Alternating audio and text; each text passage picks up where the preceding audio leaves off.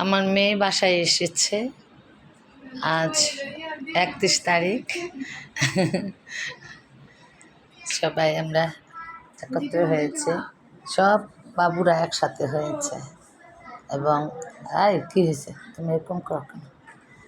বুড়া হয়ে গেছে না? রানী এসেছে, এশা এসেছে, তারপর জারিফ, মিস্টার আয়রা, আয়রা না না ইরা, আয়রা, সায়ার, আমার ভাতিজি রাধিয়া, মাইশা রহমান রাধিয়া, আর জুবিলি আচার খাওয়ার জন্য পাগল হয়ে লেগেছে।